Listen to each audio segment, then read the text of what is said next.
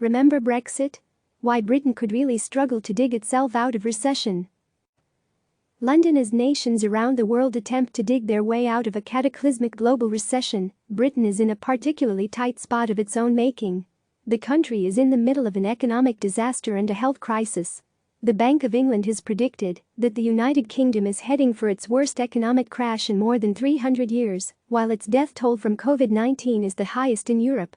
Yet the United Kingdom is also racing toward a self-imposed deadline to construct a post-Brexit trade agreement with the European Union, its single biggest market for exports, by the end of the year.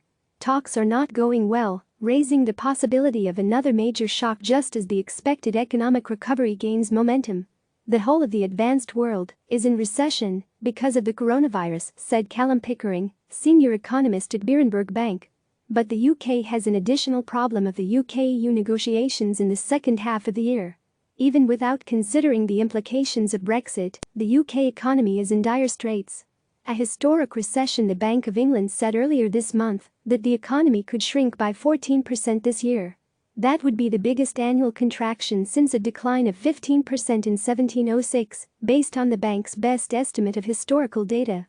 GDP could fall by 25% in the 3 months to the end of June. Data released by the UK government in recent days has been harrowing. Claims for unemployment benefits soared by 69% to almost 2.1 million last month. Inflation in April, meanwhile, declined for its third consecutive month to 0.8%, raising concerns that prices could be entering a damaging downward spiral. Restaurants and non-essential shops remain closed, and economists aren't confident that activity will pick up right away once they reopen. The grim mood was reflected Wednesday when the UK government sold its first bond ever with a negative yield. This indicated demand was so high that investors were essentially willing to pay the British government to lend it money.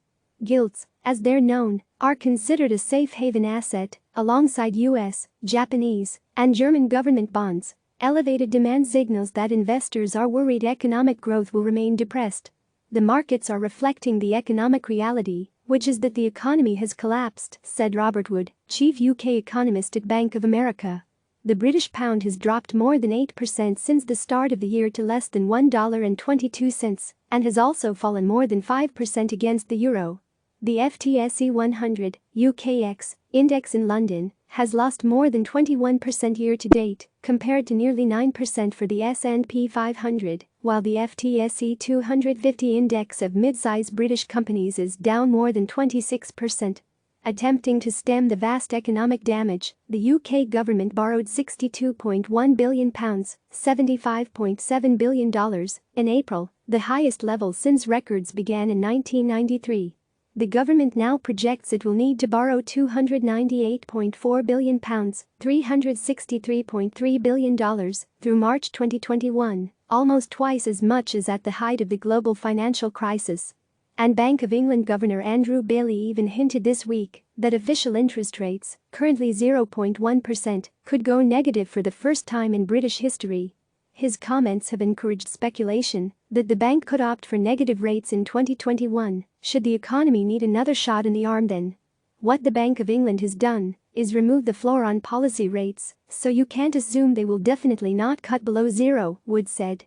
That said, clearly negative rates are one of the last resorts here. Brexit clock ticking. The risk they may be needed is rising because UK Prime Minister Boris Johnson has committed to nailing down the terms of the UK's new relationship with the European Union by the end of 2020, following its exit from the bloc in January. Failure to reach an agreement could subject UK companies to steep new tariffs, threaten their supply chains and make their products and services more expensive at the worst possible moment. The United Kingdom has until June 30 to ask for an extension to the deadline, but the Johnson government has consistently said it does not want to do this. Talks are not going well, however.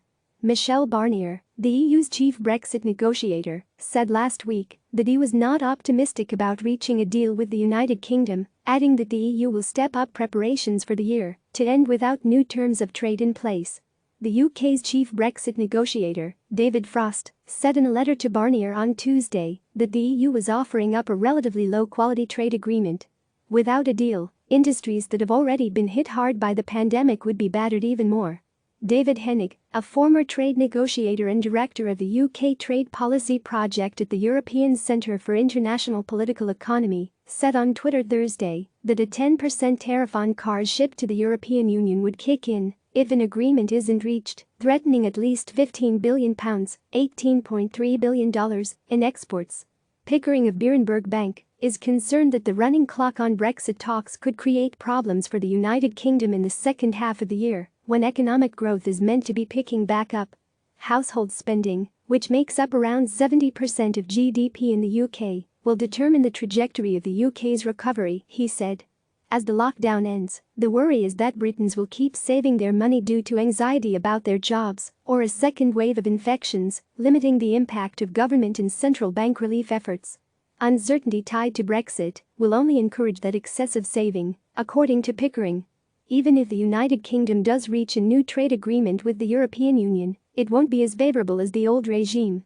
Johnson is pushing for a deal that would allow the United Kingdom to also strike an agreement with trading partners such as the United States.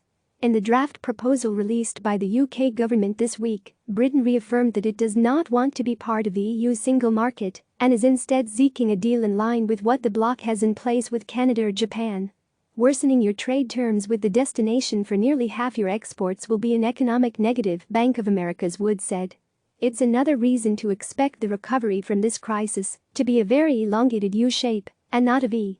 Irish Prime Minister Leo Varadkar echoed this view on Thursday. Brexit will further complicate matters, Varadkar said. As I said a few months ago, Brexit's not over. It's only halftime. Click subscribe to receive the latest news.